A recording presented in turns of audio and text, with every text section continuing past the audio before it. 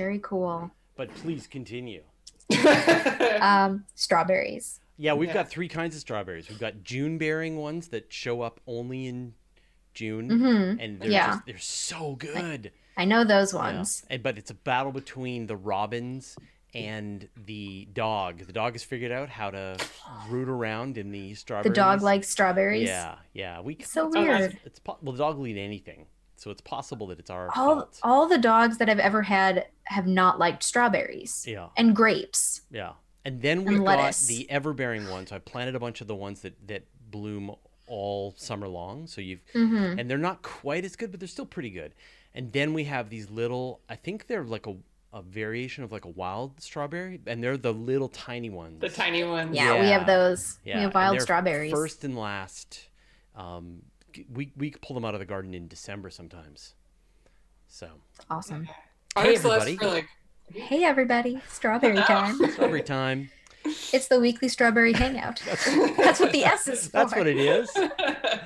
I'm going to say hi to a bunch of people. Hello to Anti-Gravity Nonsense, Astro B, Bill Sugden, Capital H, David Fairweather, David Hall, Dr. WD40, Frank Tippin, George Lancaster, Johnny J, Larry Beckham, Martin Bradshaw, Nancy Graziano, Necroticus, Paranor, 001, Rick Schwartz, Scott Bragdon, Tom Van Scotter, Tyler Hamlin, Uncle Bill Druin, Warbash, William Bacon, and Zapfan. Hey, everybody. Hey, welcome to our penultimate episode of the Weekly Space Hangout. Sad news, Morgan won't be with us next week either. No. Nope. He's going to be, I forget, Mars? Somewhere in Europe, I think. Florence? I forget. I should pay attention to this kind of thing. Oklahoma or something. Maybe. It's Mars or it's Oklahoma. It's one or the other. Very different places. Yeah. And so. Sorry, Morgan, when you listen to this, we have no idea where you're going to be. Yeah, we apologize. Like he's going to listen to this. Yeah. Morgan, what are you talking about? Morgan always listens to our podcast. He also subscribes. Like you should too. All right, I'm going to start the recording. We got another 3 minutes. We have time. We have time. So you're trying to jump on it. Dr. Jillian Scudder is going to join us for the whole episode. So she's gonna sort of tough her way through the interview, and then she's going to hang out with us and talk about the news. So Space Force. Yeah, very cool. Someone should come up with a song. I'm amazed. Well, someone actually did a song. So it was like a YouTube video. Someone did like one of those songify videos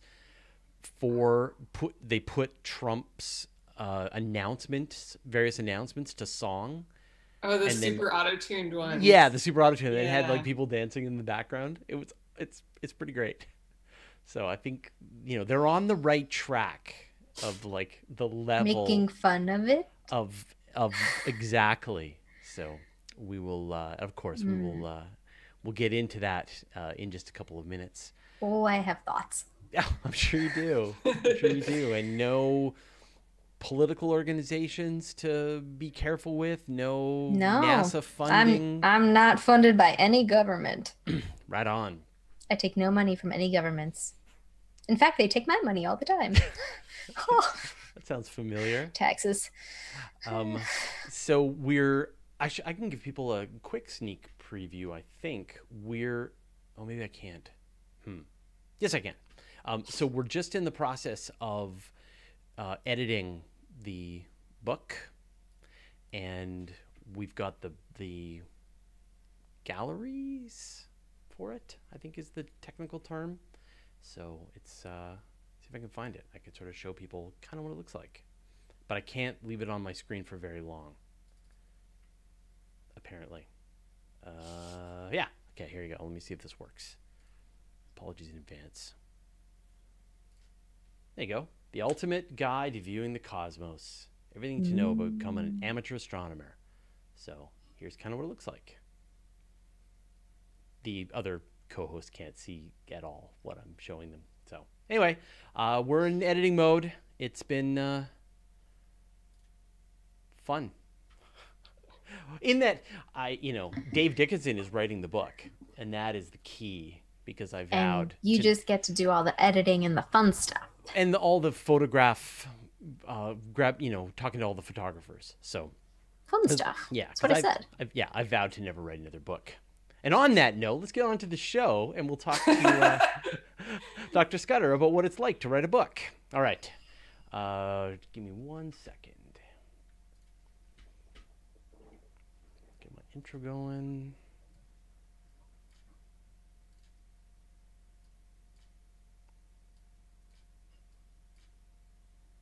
Okay. Oh, wait. It says Astronomy Cast. Wrong show. That's not right. No. All right. There we go. Nope. Right. Now we know. Now we know this. All right. Here we go. Hello and welcome to the Weekly Space Hangout for Wednesday, June 20th, 2018. I'm Fraser Kane, publisher of Universe Today, and this week we're going to be talking about a trio of baby planets, Space Force. Bow, bow. Organic molecules, more organic molecules found on Ceres. Closer upper images of Ryugu? I think that's right. And more. So, joining me this week, we've got one of my co-hosts, of course, Dr. Kimberly Cartier. Hey, Dr. Fraser, Cartier. Happy Podcast Day, everyone. It's been a while since I've said that. I know. We missed it. Yes. And then joining us as well, I gotta start that. We've got our other person who's being interviewed, but also maybe co-host, and Dr. Jillian Scudder. Dr. Scudder, welcome to the Weekly Space Hangout. Thank you. So we're going to talk to you for a few minutes about your book, about your work, about what other projects you're working on, and then you're going to stick around and help us talk about the news. So sounds good. Thank you so much. Of course. Unfortunately, Morgan, Paul, not here this week, so it's just us to hold the fort. Now, before we get into the interview portion, I just want to remind everyone, a big thank you to everybody who is at the Weekly Space Hangout crew. This is the community, the people who are executive producers. Once again, this whole interview set up entirely by the Weekly Space Hangout crew. And so if you want to be part of this community, they're providing the chat down below. Go to wshcrew.space and they'll hook you up. All right, let's get on to the interview. So, Dr. Jillian Scudder, welcome to the Weekly Space Hangout, and tell us who you are and what you do. So, I am an assistant professor at Oberlin College, and I am an astrophysicist. I normally study what happens to galaxies when they smash into each other as my research, whether that's nearby galaxies or very distant galaxies. And I've also been writing for the general public a blog called Astroquizzical for the past 5 years, which has this year been turned into a book also called Astroquizzical. Now, do you have a copy handy? I should have asked you. I do. Okay, good. I conveniently good. have one with me. I can do this as well. So there Yes. we go. We both got a copy here we can show. It's the same, which is excellent. That's fortunate. Yes, because there's only one version. Yeah. And so, yeah, I have my fingers in a number of pies, but it's been fun to have it be a tangible object after it's been a blog for such a long time. So now it's real. Well, and we were talking about this beforehand, that absolutely, it's great to have a tangible object, but the downside, of course, is that the moment you commit these pixels to a dead tree, everything starts to drift out of date. Yeah, I had to be kind of careful in a few places to be like, as of writing in 2017, this is the status of things. Don't hold me to this, but we think that Pluto is a big comet. Yeah, as of writing in 2012 or whenever I did that one. Yeah. Yeah, we think that Pluto is some kind of dirty space comet. Okay. Right. So then talk a bit about the blog and how that turned into a book. So you say you've been running this for 5 years now. How did that come about? So it came about because in grad school, I got really irritated with only writing technical science papers in the passive voice. And I decided that if I didn't start writing in some other format, I was going to lose it. And so I said, right, I should try like non-scientific in audience writing. And then I was out of ideas. And so I said, well, maybe if I get other people to give me writing prompts, then I can write based on what other people want me to write about. Because I know all these things, but I don't have good ideas for, at the time, I was in grad school, I didn't have good ideas for what I thought people would be interested in hearing about. And there are so many science writers, just went, oh, I don't know. And so basically set up a blog and said, right, ask me questions and I'll answer them. Let me guess. What are black holes? What's inside black holes? How do black holes collide? Mostly we didn't have how do black holes collide when I started. Oh, okay. All right. Did that. Oh, well then probably like also wormhole. What are wormholes? I did get a couple on wormholes. Yeah. Black holes, sort of, are they real was one. I get a bunch of things on the moon. My most highly trafficked single article is, why do we only see one side of the moon? Right. And I get that as a submitted question basically once a month, right? If not more frequently. So yeah, it's been a mixture, but then I also get really weird questions that come in and it's like, wow, as a scientist, I would never have thought to ask that question. Or I get people coming in and going, I sort of like, I read something about 6 years ago and I sort of remember it, but is this right? Is this how this works? And then I get people that are like, I know this doesn't work, but please tell me, in a hypothetical world, would this work? Right. Why doesn't it work? Or why doesn't it work? Or how would it fail? And so it's an interesting mixture of sort of basic conceptual questions, quite technical questions where people have mixed 3 or 4 concepts together and I'm trying to help untangle those. And then hypotheticals of like, wow, I saw this in a movie. Does that work? Yeah. And that, I mean, those are, I mean, I'm also sort of on the front lines of the question answering and, you know, so is Kimberly. And the ones that you sort of avoid actually would end up being the most entertaining questions to answer sometimes. They're the ones that are going to take some math. Yeah, right? I like those. Yeah, and I like them too, but you can't do them off the cuff. You have to sit down and you have to actually do the math and, you know, spend some time with Wolfram Alpha calculating, you know, feeding the mass of this object into the, you know, distance to that object to calculate the such and such.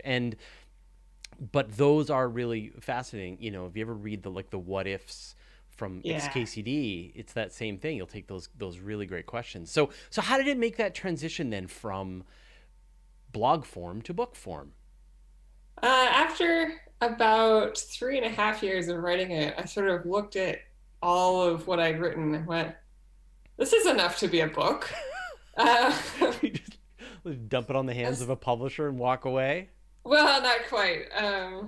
Then I was sort of asking around people I knew to say, like, has anybody done a book before in science, and how does that work, and what would need to happen? And so I got pointed towards the people at Icon Books, and we had a number of conversations of, okay, well, how do you take this question and answer back and forth and tie it together in a way that's more coherent than just a pile of questions and answers?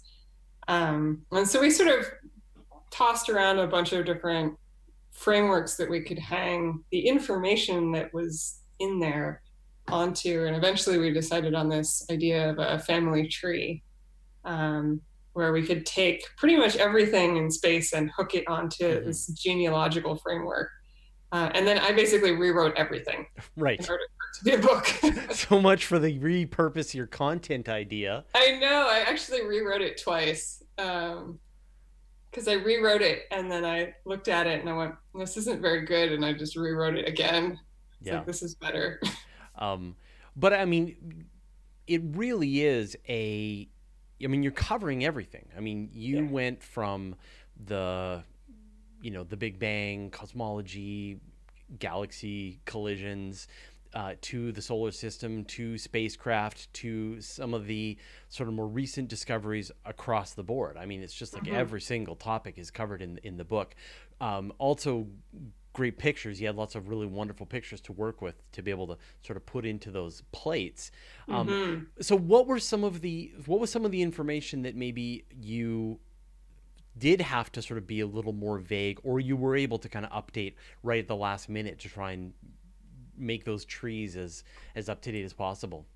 The big one was Pluto, because all the information that's in the book came as a response to someone's question. And about a year and a half before New Horizons went past, someone asked, well, what's on Pluto? And at that time, the best imaging that we had was Hubble, and it was about 10 pixels across. And all we could say was that it wasn't the same color everywhere. And it was mostly round.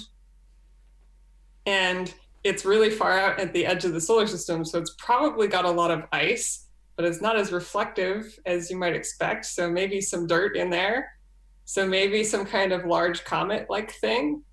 And so then when I was rewriting everything and looked at it again, I went, oh, we know so much more about Pluto now than we did when I first wrote that. And just in 3 years' time, we had totally revamped our understanding of that little world. Yeah.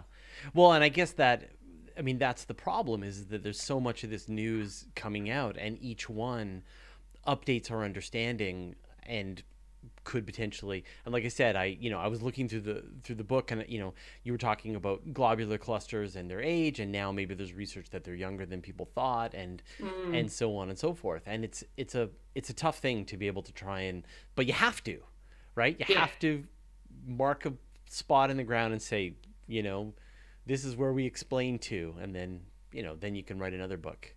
And then someone in 20 years will be like, when was this written? And they can check and go, oh right. Yeah, 2017, 2018, okay. Yeah, we did a live viewing of Cosmos about a year ago when they did on Twitch, and it was great to sort of provide an audio commentary on the different episodes of Cosmos and updating the science as they were going. When they're talking about quasars and like, we're not really sure what quasars are. You're like, I know. Yeah. But we got this one. Yeah, we got this one. Yeah. So that being sort of present to answer people's questions and formulate them into book form. I mean, as I said, I'm sort of on the front lines of that. So is Kimberly. This, I find, is incredibly valuable because it sharpens your science explainer to a fine knife edge. So I'd love to talk about sort of what, going through that process of doing Astroquizzical and even going into the book, how has that supplemented you as a professor and as a science communicator? I'm much more comfortable talking about things outside of my very narrow research area now. And part of that is just that over the years now I've gotten questions on things that I don't know the answers to. And I would say like 75% of the questions I get, I don't immediately know the answer to.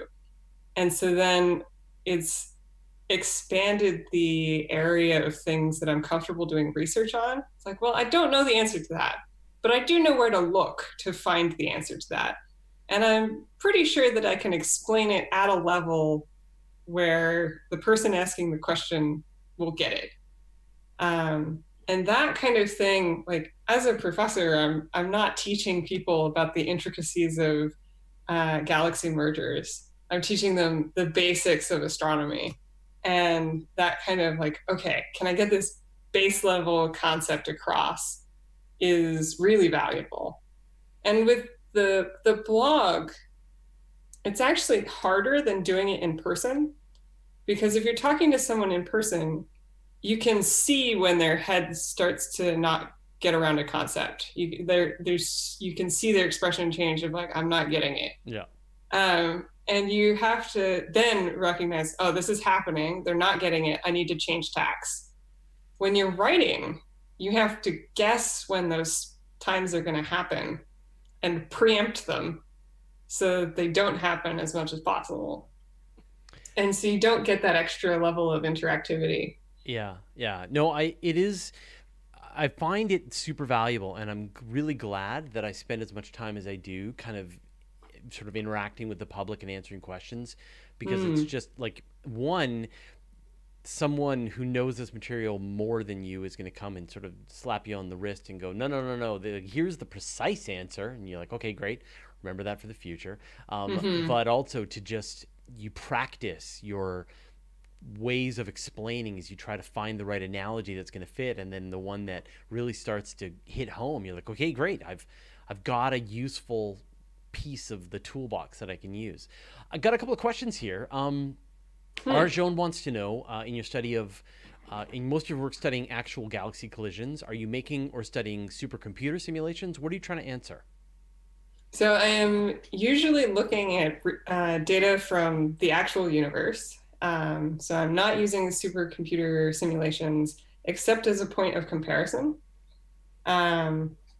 So what I'm doing is trying to take very large sets of galaxies that, as far as I can tell, are likely to be in some phase of their collision, and trying to figure out what properties of a galaxy will influence how dramatically it's altered within that collision.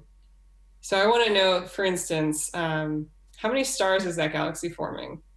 And how much of that star formation is happening because it's in the collision relative to if it were on its lonesome.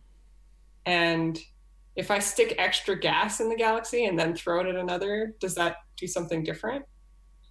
And does that form more stars, fewer stars? What's going on? And so I'm trying to answer questions like that. Just trying to take it apart, go, how do you work? Right. And using a sort of collision as like, well, I've made it unstable now. Now what's going on? Larry Beckham asks, will Milk Dromeda be a quasar? Now, before we get into that, is it Milk Dromeda or Milkomedia? That's entirely dependent on which word you like to say more. Milk Dromeda. Yeah, that's also my favorite. All right, but, good. I don't think there's a standard name even for the mashup. The only way to make this a standard is to just keep saying it over and over again. In fact, just before you get into that answer, you mentioned supermoons and micromoons. I do. And I regret to tell you that the portmanteau that we're trying to ship is mini moon. Mini moon. Yeah, so maybe on the next update, if you could be so kind. We're trying to make mini. Like micro moon? I like. Well, maybe if we'd come up with it first earlier, then maybe. But yeah. So are we going to have a quasar here in the Milky Way at some point in the future? It's unlikely. So quasars, as we see them, are these extremely luminous galaxies, mostly in the distant universe, where their central black hole is extremely bright. So it's trying to accrete a lot of material and not succeeding particularly well and flinging large volumes of stuff out. The local universe doesn't seem to be particularly good at making them. And it may have to do with the amount of gas that's in those galaxies. The Milky Way is not particularly gas rich, and neither is Andromeda. So my guess would be that while we would have an active black hole, it wouldn't be as bright to be considered a quasar. So sort of like we already have blobs of gas falling into the supermassive black hole from time to time, and it lets out a brief scream, but not the kind of thing that would be blazing across the universe. Yes. So it'd be bright, but not bright enough. And this comes from Nancy. After migrating your blog over to book and getting comfortable doing extensive research in areas outside your area of expertise, what subject would you like to do in-depth research about next? Oh, that's a good question. I don't know. I think the thing that sort of captures my imagination most that's outside of my research area, because obviously I have lots of questions I would like to answer in my research area, planets. Like the planetary geology of the solar system is really cool. and I don't know very much about it. That'd be fun. Unfortunately, Morgan's not here. He's our planetary guy, but yeah, I guess that's the downside, right? Is you get a chance to see all of this really interesting research, and then you pop up a bunch of questions, and you could like ask somebody, but in as many sometimes the questions that you're asking are questions that nobody knows the answers to. Yeah. And were you a scientist who had specialized in that, perhaps that would be questions that you would be able to then go and have robots crawling around the surface of Mars help you answer. Hopefully. Yeah. That would be cool. Yeah. All right. Well, let's move on to the news portion of the episode. Let's one last time. Let's hold up the book here. Astroquizzical. You've got a blog. There's a book. Very readable. It's a great, sort of a great high level science book for anyone who's interested in astronomy.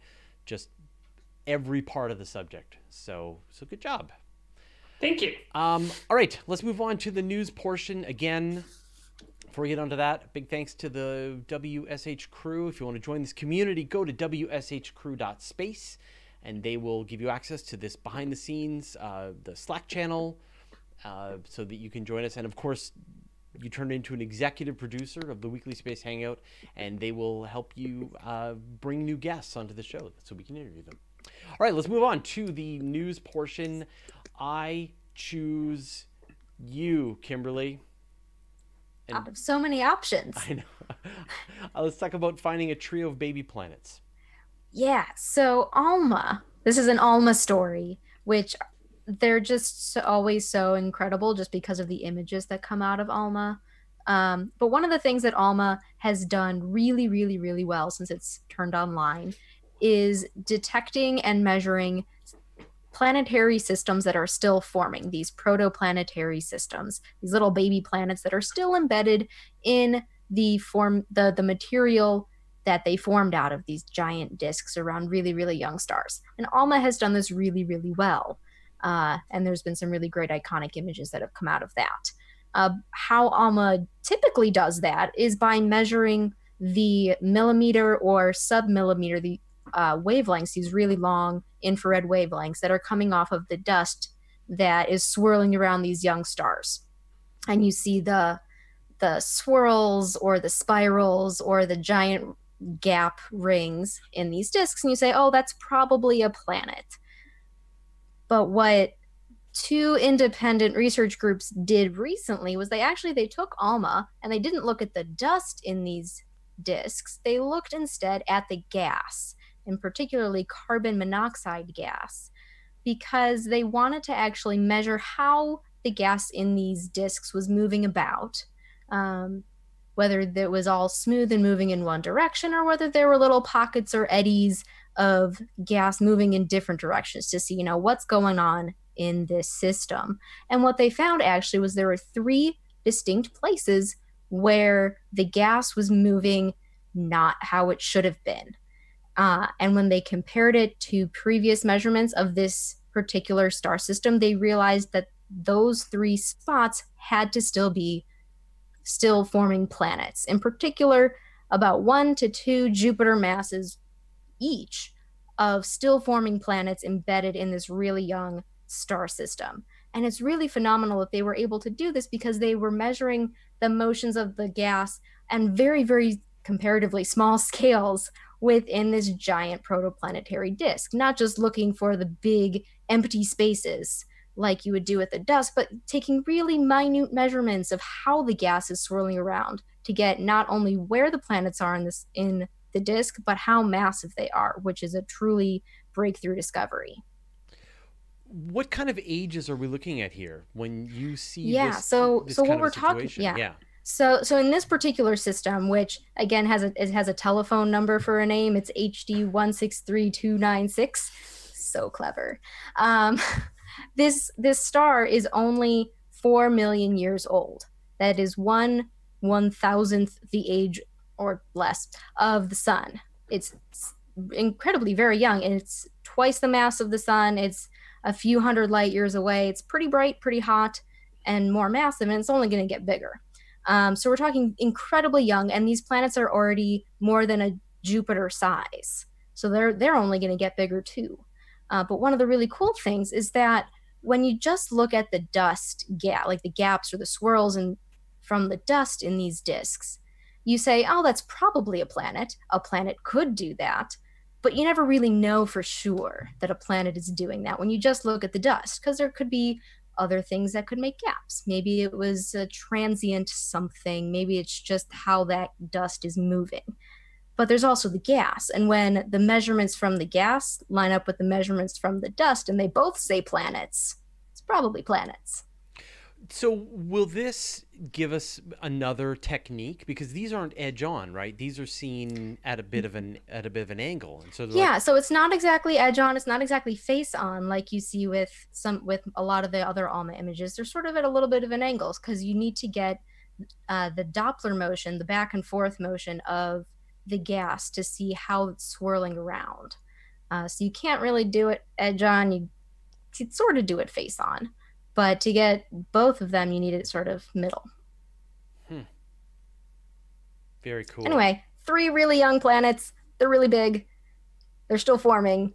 It's pretty awesome. And it's ALMA, so the images are phenomenal. You should go check it out.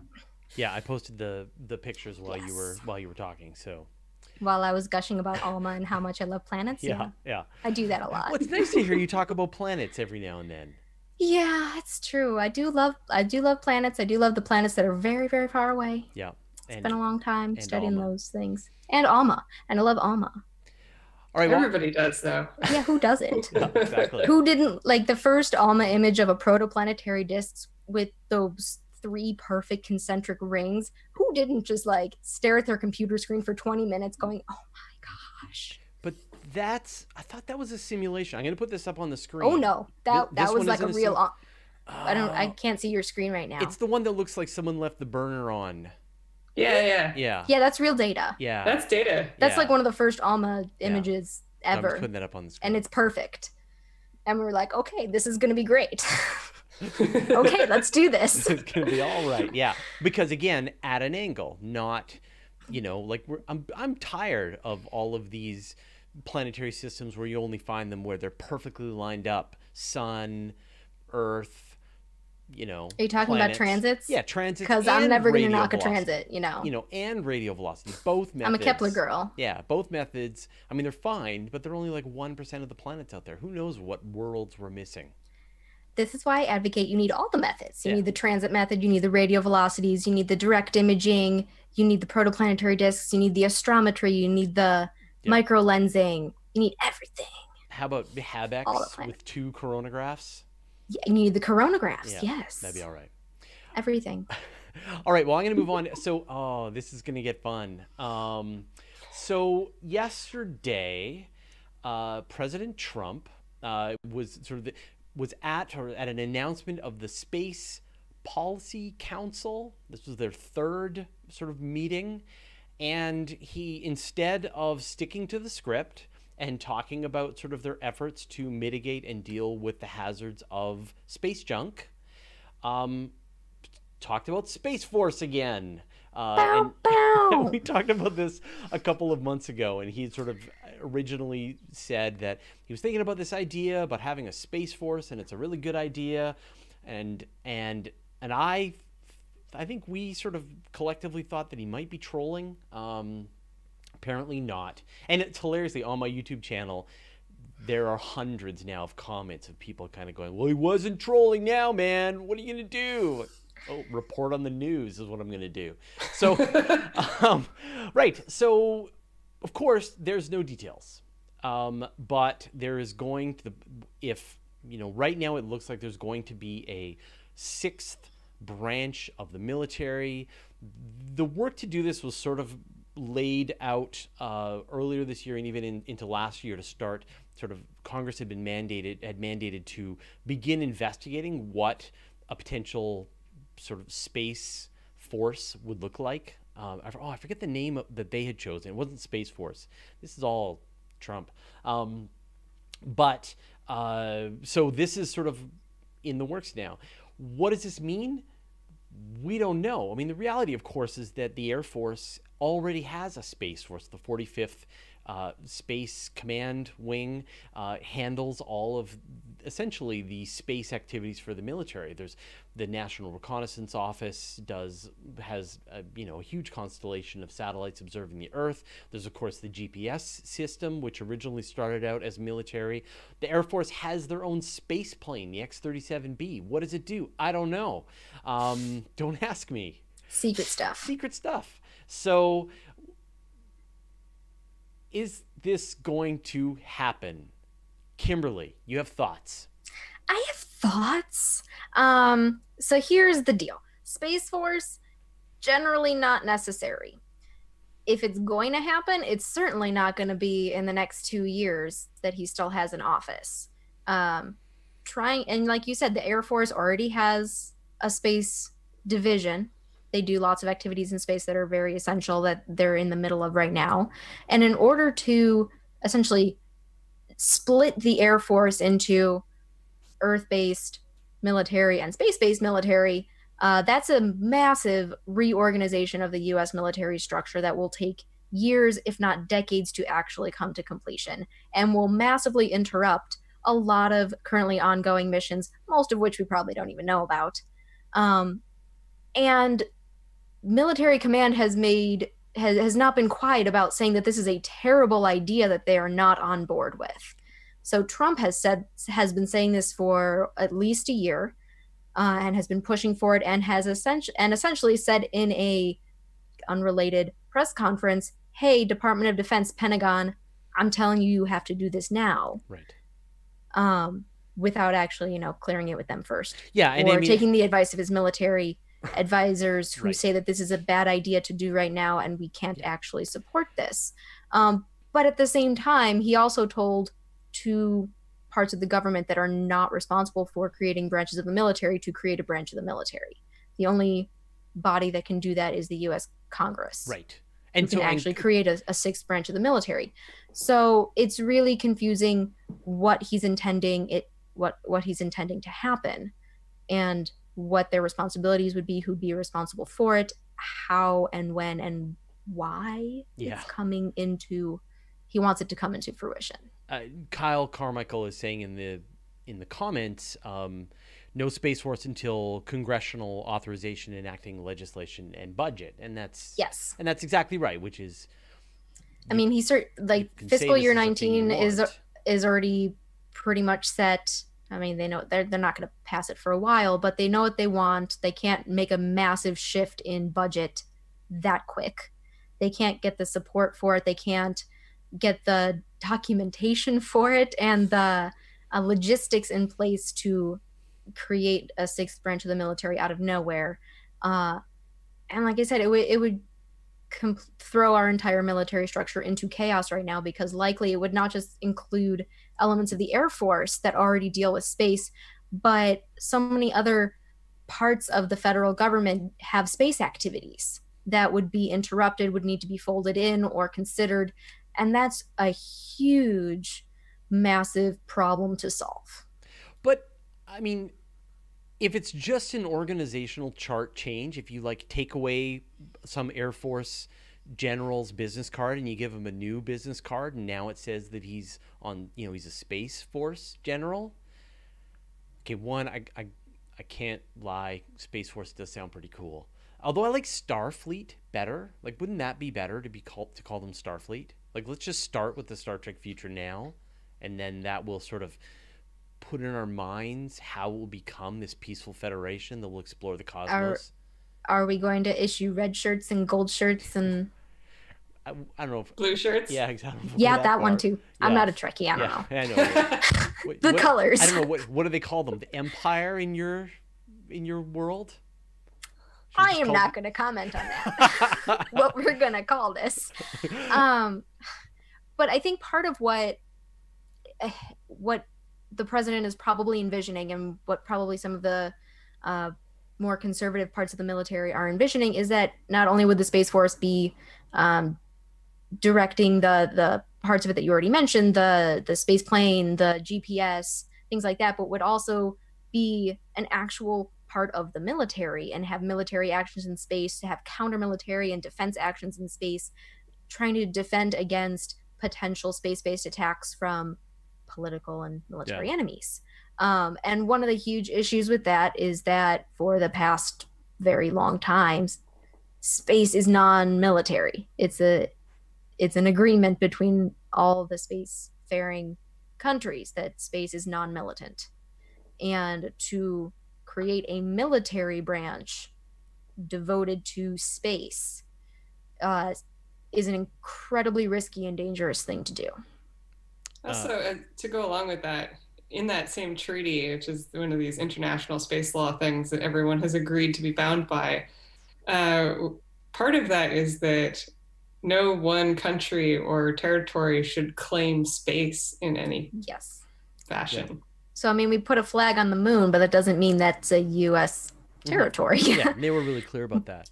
I mean, I guess here's my take on this is like, there is already a Space Force. It's called the Air Force. So if you want to call those people Space Force, go ahead. You know, like I said, issue new business cards. But if you want to do something different in space, there are both sort of legal, worldwide legal outer space treaties that are going to limit the amount that you can do. And you know that the militaries of every single country is pretty much trying to do the absolute maximum right now that they can get away with. The Chinese test anti-satellite missile systems. They have, you know, the Americans have launched a military space station that they were going to try and use as an observational post back in like the 60s. The Soviets tried to launch a space-based laser system. There was the plans for the anti-ballistic missiles treaty. So, you know, there are no nukes in space, and the Outer Space Treaty is really clear about the fact that there can never be. You're not allowed to build nukes. So either, you know, everything that can be done in space legally is being done right now. And if you're going to try to do something that is not legal, then you're going to have to step away from the Outer Space Treaty. And that's a whole other conversation. That's a whole other ballgame. Yeah, where you're looking at, you know, sending nukes and stuff. And then on the other side, no other country will like us if we do that. Yeah. Please don't do that. On the other side, if human beings do head out into space and explore space and colonize other worlds and mine the asteroids and get into various turf wars, and then there's going to be a military presence that's going to be out in space, and the Outer Space Treaty is going to need to be modified to match the reality of what happens. So, but we are so far away from that point, though. Well, exactly. So that, for me, the announcement of the Space Force is an organizational chart change, and it doesn't seem like that big of a deal. I think why people are more concerned that it is a big deal is because they feel it's not going to just be a paper shuffling. Your office is now in a new building with a new name on it. Yeah. But your job is the same. It's all of those extra stuff that having a dedicated space military branch could open you up to. And all of those things are already being done. Right? No. There are lots of things that aren't being done. No, right. And then the things that are left are the things that are not allowed to be done. Right, are not allowed to be done. And that's the part that people are worried about. And so and then you're going to run afoul of the Outer Space Treaty, and you could do that anyway if you did that through the Air Force, right? Like there's many ways to run afoul of the Outer Space Treaty if you have no respect for that treaty. So sure, but I mean, it may end up just be paper shuffling and paper pushing. But it also sends a pretty strong message of we are dedicating significant military resources to space defense. That's a pretty big message to say we need a whole military branch just for this one aspect of defense. And until we see details, we're not going to know. It could be nothing. It could be words. It could be lots of really bad things, or it could just be, like you said, a reorganization. Yeah. Who knows? But I do love the chat that's going on right now. Orbash thinks space pirates. So there's a bunch. Anyway, let's move on to something that we can all agree on, which is that asteroids are awesome. Jillian, do you want to let us know about I'm gonna bring up the Twitter feed for Hayabusa. Oh, okay. So Hayabusa 2 is a sample return mission run by the JAXA, the Japanese Space Agency. It is going to an asteroid called Ryugu, which I think is something, translates out to something involving dragons. And it is just arriving now. And so the pictures are getting good. Yeah. And so I'm just putting up the pictures that came. These are on, they released these on the Live Twitter 17th. feed. Those are 241 kilometers away. Yeah. And so it's got a weird shape. It's got a giant crater. It's going to be good. So the spacecraft is supposed to land 3 times and then return to Earth on the surface of this little thing. So all the excitement and drama of Philae landing on 67P, but times 3, and then it has to come back. And so it's going to be bringing a sample back to Earth. Yes. Yeah.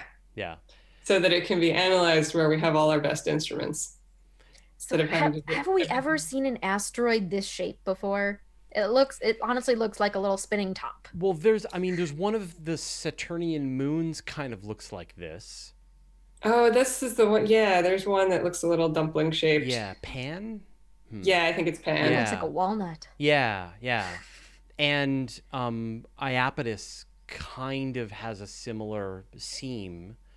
And yes. So with both of those, it's like something getting smashed apart and then kind of splatting back together, or in the case of Iapetus, like capturing a ring, sort of edge on. So this is like a diamond in space, but made of carbonaceous rocks. Yeah. Wait, diamonds are carbon. Shush. I mean, I guess you could get the same silicate rocks if you have. I mean, these images are only going to get better, but if you do have a ridge around the center, like it kind of looks like there might be, then that could be kind of the same thing where it had a faint ring at one point and it just all fell back down. Yeah, and there's actually 2 big craters. There's the one that's sort of down at the equator in this image, but there's also another one right up at the top that actually looks like it might even be bigger. So, I mean, we are just in the first, the last couple of days, it's gone from 900 kilometers to 700 kilometers. Now it's 240 kilometers. I'm sure we'll get some more pictures tomorrow. So I highly recommend follow the Hayabusa. Emily Lakdawala at the Planetary Society always does really great coverage, and she's doing a great job of updating as new pictures come in. And then she, of course, is a wizard with Photoshop, so she can kind of bring out as much detail out of them. And I think Jason Davis just posted one earlier today as well on the Planetary Society, so highly recommend their coverage of it. And next week, I'm sure we're gonna have a whole bunch of things to say, and Morgan won't be here, so yeah, Morgan won't be here. Sad times. Yeah, so we're like, I don't know, maybe he'll email us some comments about how awesome Hayabusa is, and we should do sample returns from every known rocky body in the solar system right now. I mean, I think most planetary scientists would agree with that statement. We should just go everywhere and bring chunks back from everywhere. Chunks back, because I want to see them. And I've had a few people note how similar this is to the Death Star that was under construction in the 3rd movie. So yeah, we've got 2 Death Star objects in the solar system now, Mimas and then this one. All right, so one is like episode 4 Death Star, the other one's episode 6 Death Star. Yeah exactly. Yeah, pretty much. All right, well, let's talk about series. So series, more awesome stuff having to do with asteroids and dwarf planets. And another one of my favorite missions that has ever been is the Dawn mission, which has been studying Ceres for the past couple years. And just last year, I think we even reported on it here on Weekly Space Hangouts, is there was a discovery that there's organic material on the surface of this dwarf planet in the asteroid belt. I probably freaked out and got really, really excited about it when this discovery happened. And so one of the theories was that given the distribution and the concentration of this organic matter on Ceres, this organic carbon tied to things like nitrogen and oxygen and silicon, things like that, is that it's possible that this organic material was actually produced by Ceres in the interior and somehow made its way to the surface to be measured by dawn. And scientists have been studying this since the discovery of the organics. And a recent study took a fresh look at it by comparing the organics not to organics we find here on Earth, like was originally done, but to organics that are found elsewhere in the solar system. Now, what difference does that make? So the measurement itself was a spectral measurement of the surface of Ceres, and it found organic materials. And to figure out how much it was, you have to compare to the signature of some other type of organic to figure out how much of that type of organic do you need to get the signal that you see. So the original study said, let's just take stuff on Earth. There's lots of organic material on Earth. Let's figure out how much Earth organics you would need to make the signal we see from Ceres. And they said, it's probably about a concentration of about 6 to 10%. That's enough for Ceres to have just made it itself. But there's another option as well. We know that elsewhere in the solar system, not just Earth, there are organics elsewhere, places like Mars, like Titan, and presumably other places we haven't detected yet. What if some of that organic material on Ceres came from somewhere else? What if there was an asteroid impact that brought organic material to the surface? How much of that material would you need to get the signal that we see on Ceres? And so these scientists compared that signal to extraterrestrial, non-Earth organic, those types of signatures, and found that if you consider non-Earth organics, there actually could be a much higher concentration than was seen before, something closer to 40 to 50%, which is much, much larger than if they were comparing to just Earth organics. So what could that mean? It means that maybe Ceres isn't producing its own organics. Maybe all this material was imported from somewhere else. And maybe, well, definitely the organics elsewhere, maybe in the asteroid belt and further away, are much different than what we see here on Earth. So organics, they're everywhere, they're different. And Ceres, I mean, it's still great, but it may not be producing all the interesting things that we see. It may not be doing it itself. It may have some help from elsewhere. Right. So it's like back to that question, like where did the Earth's water come from? Yeah. I mean, the Earth's water probably, we started with some water most likely, but how much of it was ours originally, how much of it was imported, we still don't know. On Ceres, it might be a little bit of both. Some of it might be its own organics coming from inside with the geothermal heat, and maybe it upwelled somehow. Some of it might be imported from asteroids. But just to be clear, just so people don't think when you say organics, you're talking about life. I don't mean life. Yeah. I don't mean life. Yeah. No, there's been no detection of alien life anywhere. Right. No. Yeah. No, I just mean the ingredients that could lead to life. Right. Things like you need carbon, oxygen, nitrogen, combinations of these complex molecules that make up a lot of the life that we have here on Earth. Sort of like the basis, the ingredients, the dry goods, and you add some water and you bake it the right way, and you could maybe get life, just like you could maybe get a cake. You could also maybe just get a lump of flour. The part that I love about this is how it looks like the protomolecule from The Expanse. So if you look at the pictures, they've got this sort of blue particles where they found the organics, and it absolutely looks like the protomolecule. So yeah, it's pretty cool. But it's one of those things where we have another place in the solar system where organic molecules exist, where water exists, where a little bit of heat exists. And it's sort of like all the ingredients are there, but they haven't quite been mixed in the right way yet. But doesn't this also help, when we look at the potential, like where did the organic molecules come from on Earth to get our first life going? Did that come up well from inside the Earth? Was it delivered by comets? Maybe. At what age in the solar system? How much was required? No. All of these. But it does mean that even something as small as Ceres, as something as small as Titan, as something as small as Mars, getting progressively bigger there, but tiny things can have their own organic molecules. They can have their own water. They can have their own internal sources of heat. And I'm going to sound like a broken record when I say when you have all the life probably exists somewhere when you have all the ingredients together in so many different options that we've seen in just our own solar system. The probability exists that somewhere else in the universe the ingredients were just right. Which will be the discussion that at some point Paul Sutter and I are going to have. Whether life exists in the universe? Yeah, we're gonna apparently have a big Fermi paradox battle at some point. Dun dun dun. Because we are apparently on opposite sides of it. In fact, I believe I'm on opposite sides of it from everybody. So you don't think it exists? No. There you go. Fraser. Tisk tisk. Yeah. Jillian, life, no life? What do you think? Statistically, yes, but far. All right. I'm on the same boat. Statistically, yes. Will we ever find it? No. Yeah. Will they ever get in contact with us? Not likely. And they're definitely not here right now.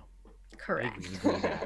All right, well, let's wrap up this show. Before we do, we need to give people a chance to shamelessly self-promote. Jillian, you're on my screen right now, so Yes. Obviously, hold up the book, because that's where we'll start. This is my big piece of self-promotion. Shameless self-promotion. I need this. But is there anything else that you worked on very recently that people should come and check out on your website? The blog is still going, so it's an ongoing project. There's always new stuff going up. So that's going, but the main project right now is the book. Why do we always think of North as up? Yeah, that's the most recent one. That's the most recent post. Yes. So astroquizzical.com. And on the Twitter and on the everywhere. So yes, pretty much. Fantastic. Kimberly. Oh, so I had a piece that published recently on eos.org about emperor penguins, which you say, wow, why is an astronomer writing about emperor penguins? And that's because when you study the movements of emperor penguins, you could figure out how climate change is affecting the Antarctica and their feeding grounds. Sort of like penguins are huddling because they don't have food, because the ice is melting because of climate change. But you get to look at pictures of penguins all day. So check it out on eos.org. And right now I'm working on a larger piece, sort of a retrospective of Kepler as it's nearing the end of its life in the next couple months as it loses fuel. So I am doing everything that I love about astronomy and just loving exoplanets and all the things that Kepler has done for us, which should be up on eos.org in the next couple weeks. So check it out. Thanks, Kepler. Thanks, Kepler. All right, and just briefly, lots of good stuff. I've got a QA that we just uploaded to the server, and it was really hard to make this QA because it kept melting down my our rendering computer and causing it to shut off from overheating. So I hope it's a really good episode, and I'll be posting that onto my YouTube channel in a couple of minutes after we do this. So check that out. All right, I'm going to put everyone on the gallery view so everyone can see everybody. Thanks as always to everyone who watches us live. Thanks to everyone who listens to us as a podcast afterwards.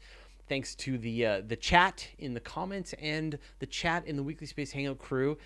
I point, but now I'm on the screen with everybody else, and so I can't quite reach the chat down at the bottom of the screen.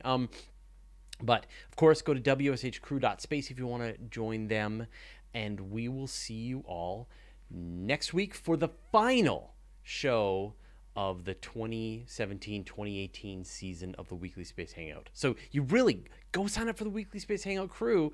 They're going to keep you sane while you wait for those 2 months for us to return. Thanks, everybody.